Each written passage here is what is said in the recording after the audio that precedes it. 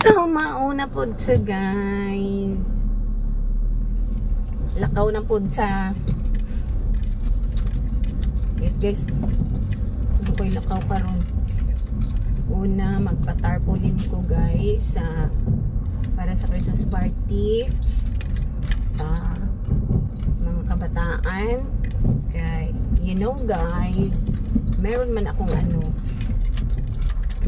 advocacy every year. Simula nung ba guys ba na diagnosed ako ng breast cancer. Ako guys, meron akong advocacy. Nagpapa-Christmas party man ako sa mga bata ba tuwing December 23. Kahit anong araw yun guys, basta December 23 yan palagi ang aking advokasya ba.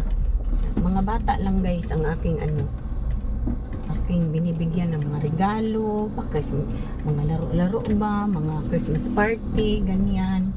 Tapos nagpapakain din ako sa kanila guys, pero hindi ganun kadami mga pagkain guys. Ang importante mabigyan ko sila ng mga regalo kahit lang guys, pero hindi bunga-bunga ba, kasi wala naman tayong enough na pera guys. Basta matutuwa lang sila guys, mabigyan ko sila ng mga candy ba, ng mag ice cream. Ganyan lagi ginagawa ko guys. Pang 8 years ko na ngayong taon na to guys. So ngayon papagawa ako ng tarpaulin guys na para sa selebrasyon namin ba. Advance na. Lagi kong ginagawa yun mas maaga. Marami. Nagbabalot na din ako ng mga regalo nila guys. Yan, mga simple lang. Chinilas dyan. Mga binibigay ko sa kanila. Nagbabalot ako ng mga chinilas. Ng mga basta pag kahit ano lang guys. Minsan nga guys, diba tumatakbo ako. Runner ako guys.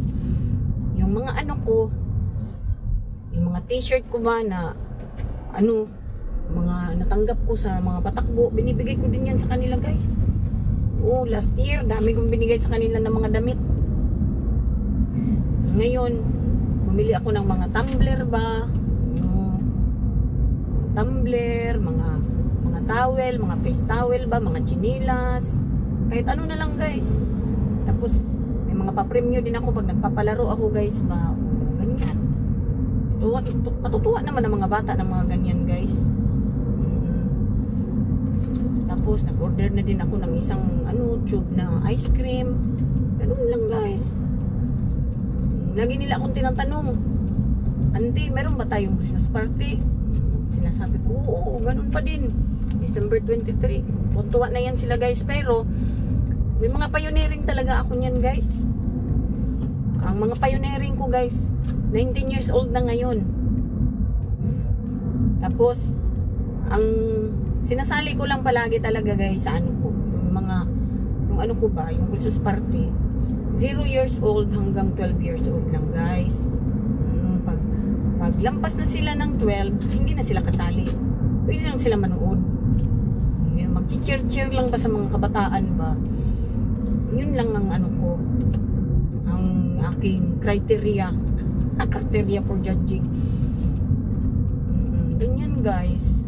Natutuwa din naman ako na napagpatuloy ko ba ang aking advokasya. Pang na guys, pang 8 years na. Oo, pang 8 years na yung ko, Christmas party. So ngayon, alis ako guys kasi bibili ako magpapatarpaulin ako. Tapos pagkatapos niyan guys, bibili na naman uli ako ng aking mga maintenance. Walang tigil tayo dito sa pagbibili ng maintenance guys. Diyos ko, ang hirap. Ang hirap. Talaga, super hirap. Lalo, wala naman akong trabaho guys. Nagdidepende lang ako sa aking partner. Minsan nagrereklamo na nga partner ko guys, pero wala akong magagawa. Wala akong magagawa. Tanggapin ko na lang kung ano man yung mga sinasabi niya. Ang importante, binibigyan niya ako ng pambili ng gamot. Yun lang talaga ang mahalaga. Mabait din naman ang partner ko guys, pero minsan kasi yung bang sunod-sunod na, lalo tong yung mga nakaraan, grabe sunod-sunod yung check-up ko guys. Sunod-sunod yung check-up ko as in. Pero tinitiis ko na lang kung ano sasabihin niya. Totoo naman minsan eh. Basta ang mahalaga guys, makabili ako ng gamot. Yun lang talaga ang mahalaga sa akin. Kaya ngayon bibili na naman tayo. Pagkatapos ko doon, bili uli ako ng gamot. Bili tayo ng gamot. Kasi paubos na naman ang gamot natin. Meron pa akong gamot ngayong linggong to. Pero sa susunod na linggo, wala na uli. Kaya, yun lang, pautay-utay lang. Ang hirap baga. Hirap talaga guys pag may sakit. Diyos ko, kung pwede lang talaga. Daming may sakit ngayon guys, sa totoo lang. Sobrang hirap. Bakit kaya na-imbento yung sakit? Ano? Sana wala na lang yung sakit. Ayun. Kuratsa na naman ang ante ninyo.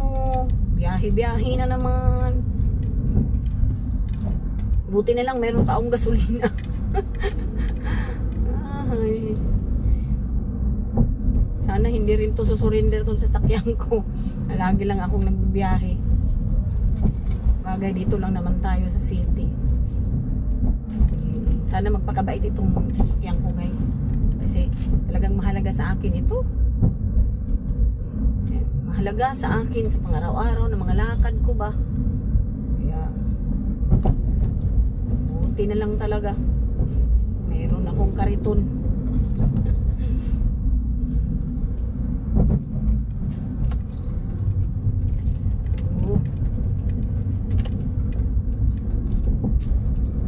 Ganyan talaga ang buhay guys, no? Dasal lang tayo lagi. Kahapon nga guys, naka-attend ako ng mas doon sa sa Butuan Doctors Hospital kasi nga punta ako kahapon dahil kinuha ko rin yung gamot ko. Gamot ulit. Binayaran ko na yun sa sekretary ng doktor ko noong October pa. Ay, October, November. Tapos sabi niya, pick upin ko. Kahapon ko pa na pick up dahil hindi kami huli-huli. Kasi yung doktor ko wala ngayon sa Manila, yung oncologist ko. Kaya, kahapon ko lang na pick up eh. Ang usapan namin ay alas 11. Diyos ko po, sabi, ano na nga ako nagpunta doon at 11:47 na. Tapos biglang nag-message sa akin, ate, 1 PM na ako pupunta dyan. Sabi ko, ano ba yan? Ang hirap pa naman maghanap ng hirap pa naman maghanap ng tawag dito, ng parking. Diyos ko po. Kaya yun, sabi ko, sige, mag-intay na lang ako sa'yo. Kasi ayoko nang umalis dahil wala naman ako maparkingan. Yun, ang nangyari guys, every 12 noon, meron kasing misa doon sa, may misa doon sa Butuan Doctors. Every 12 noon yun. Sinuwerte naman ako guys. Naka-attend na ako. Sabi ko, hintayin na lang kita. Mag-attend na lang ako ng mass. First Friday kahapon guys. Sobrang swerte ko guys. Pasalamat na lang din ako na nakasimba ako. Tapos, ang misa pa naman guys. Yung patungkol ba sa yung patungkol sa pag magdasal daw tayo guys, pag may hihilingin tayo sa Panginoon, huwag tayong tumigil. Huwag tayong tumigil. Humingi tayo ng humingi, dasal tayo ng dasal. Ganun guys. Hindi daw yung isang beses ka lang magdasal, tama na. Magdasal ka daw ng paulit-ulit. Yan daw ang gagawin mo. Medyo traffic na. Huwag ka daw tumigil sa pagdadasal hanggat hindi naibigay sa iyo ng Panginoon. Ganun. Yun yung kahapon. Sabi ko, kahit hindi ko pa alam yan, yan ang lagi kong ginagawa guys. Yeah. Kahit hindi ko pa alam yan na kasabihan. Hindi talaga. Pag ako nagdadasal guys, hindi ako tumitigil. Sabi ko nga, Lord, baka magalit ka na sa akin. Sumansawa ka na sa akin. Dahil nakukulitan ka na sa akin. Dahil panay lang ang dasal ko ng dasal. Kinukulit ko lagi, Panginoon. Ganun daw talaga guys. Ang tunay na pagdadasal, dapat makulit ka. Yes. Dapat makulit. Kung may kailangan ka, dapat makulit ka.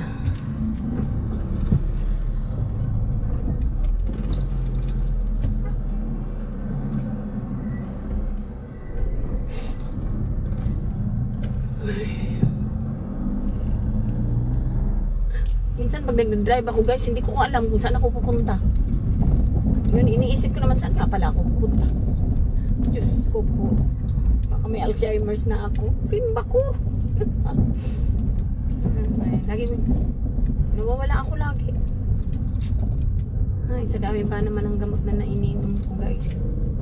Pero ang totoo niyan guys, madami akong gamot na iniinom, pero karamihan yan vitamins lang.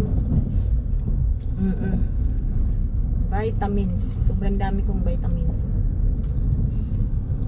Malapit na tayo guys.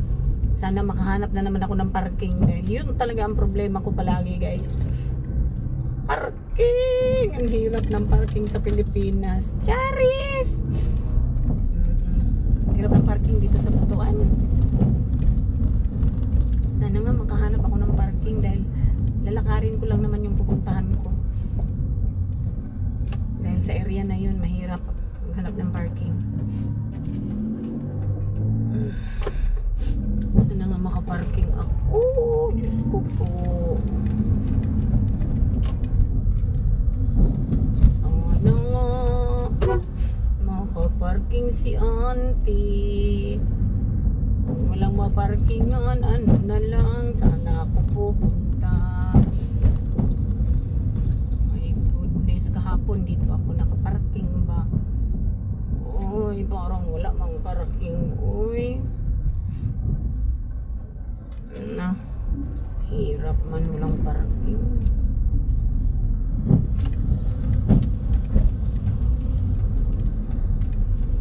Wala talaga guys. Sana nga makaparking ako. Diyos ko. Kaya tayo pwede makaparking nito ba? Lakad lang tayo ng lakad. Ikot lang tayo ng ikot. Sige guys, magbababay na ako kasi maghahanap ako ng parking. So, maura pa guys. Bye bye mama, chup chup.